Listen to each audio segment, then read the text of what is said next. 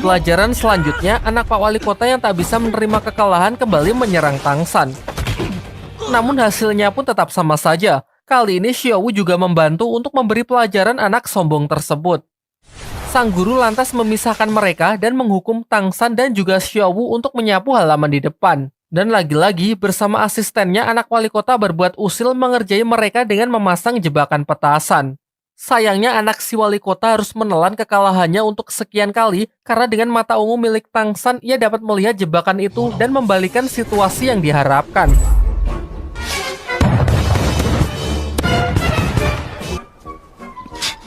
Kembali ke dalam kelas, semua siswa menunjukkan kekuatan roh pelindungnya masing-masing.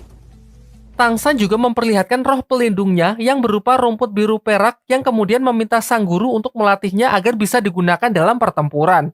Namun sang guru malah mengatakan kalau roh pelindung rumput adalah roh pelindung terlemah yang sama sekali tidak berguna dalam pertempuran. Lantas ia pun menyarankan Tang San untuk menjadi master teori saja untuk menjadi seorang guru.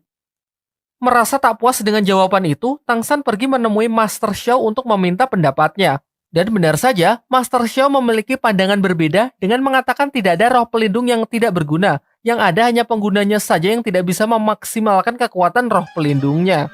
Ia kemudian menyarankan Tang San agar berkonsentrasi untuk mengamati karakteristik dari roh pelindungnya.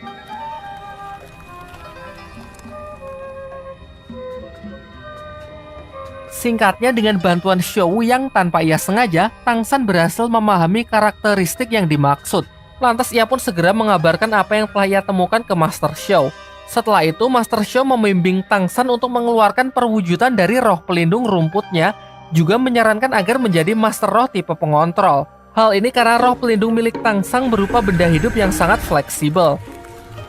Ternyata saran dari Master Xiao cukup berguna. Tang San pun berhasil mengembangkan rumput kecilnya menjadi sebuah tali akar pohon meskipun ia belum bisa mengontrolnya sama sekali.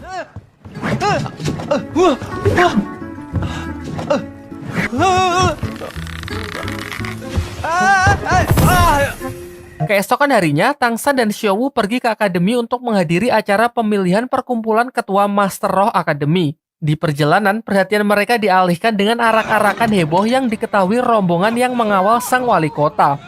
Xiaowu sangat geram melihat kelakuan rombongan tersebut yang sangat barbar merusak apapun yang mereka lewati. Bukankah sebagai seorang pemimpin harus mencerminkan sikap baik dan peduli terhadap rakyatnya? Namun di sini yang terlihat sangatlah berbeda. Singkat cerita, mereka pun sampai di akademi. Namun sayangnya mereka tidak tahu kalau acara tersebut dimajukan dan sudah selesai dengan menjadikan anak Pak Wali Kota sebagai ketua perkumpulan Master Roh di akademi. Tang San yang melihat pergerakan mencurigakan lantas mengikutinya dan berhasil menyelinap. Di sanalah tempat si anak wali kota yang sedang menyerap kekuatan cincin roh dari seekor siluman roh yang telah ditangkapkan untuknya. Memang di dunia dahulu, diharuskan bagi setiap master roh untuk mendapatkan cincin roh guna menaikkan levelnya. Cincin roh sendiri didapat dari hasil membunuh seekor siluman roh. Meskipun anak wali kota itu bisa dikatakan curang karena ia tidak berburu siluman roh sendiri.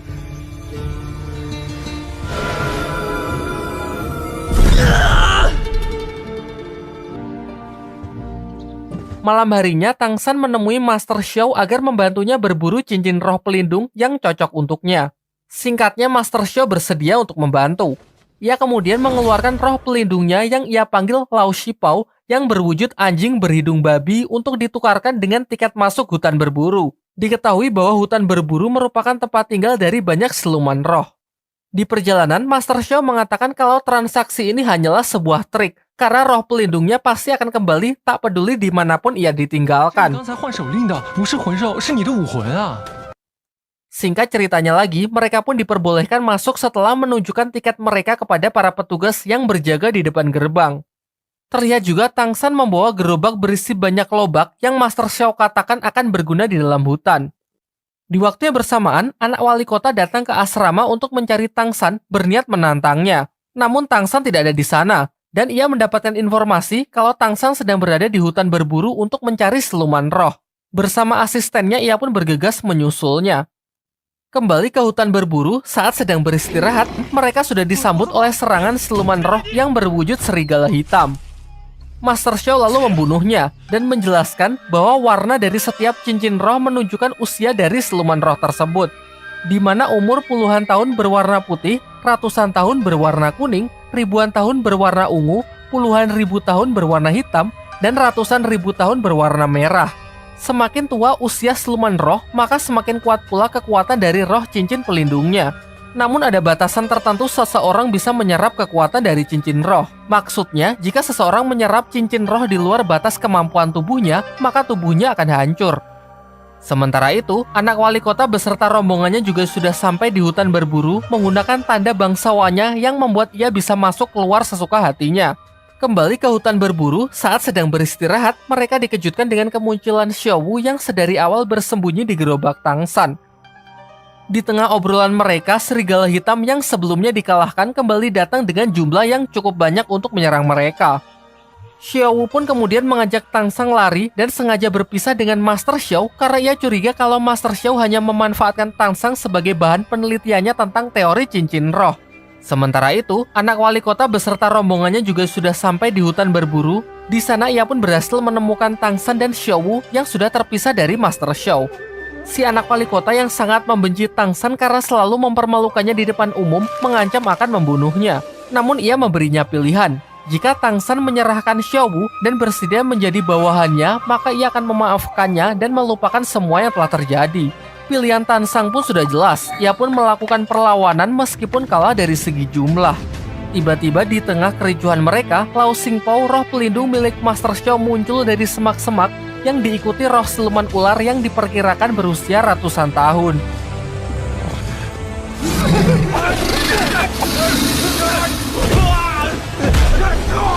Ternyata ini semua adalah rencana dari Master Xiao yang sudah menyadari kedatangan anak wali kota, sengaja memancing siluman roh ular untuk keluar mengalihkan perhatian mereka.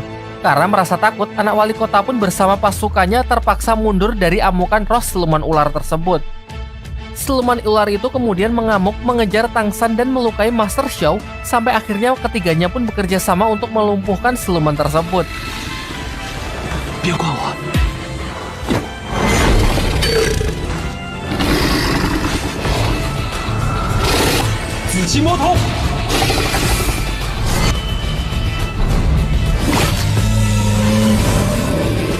Master Xiao lalu menyuruh Tang San untuk menyerap cincin roh dari sang siluman ular tersebut.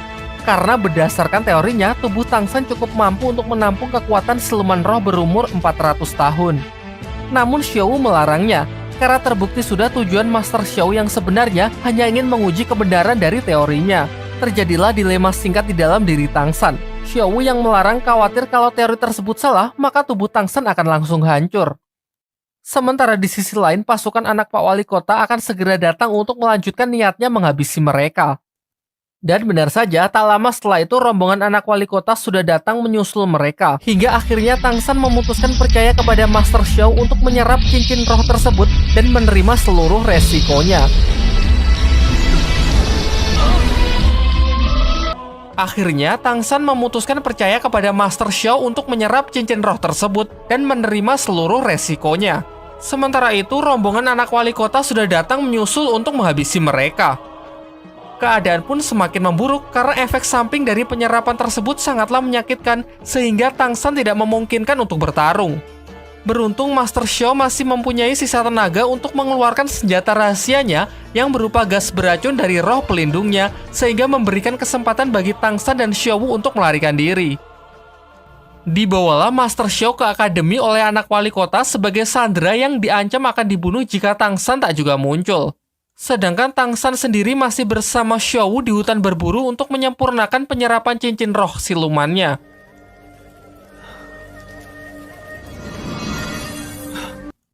Singkatnya, setelah melewati masa kritis, ia pun berhasil mengkombinasikan kekuatan cincin roh siluman ular dengan roh pelindung rumput peraknya yang menghasilkan kemampuan tali akar beracun.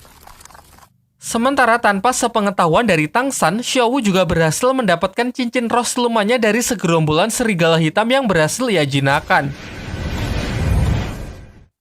Setelah kembali ke akademi, Tang San mendapatkan informasi dari Hua Sheng kalau anak Pak Wali Kota menyekap Master Xiao di belakang gedung akademi. Tanpa pikir panjang, ia pun bersama Xiao Wu segera pergi untuk menyelamatkannya.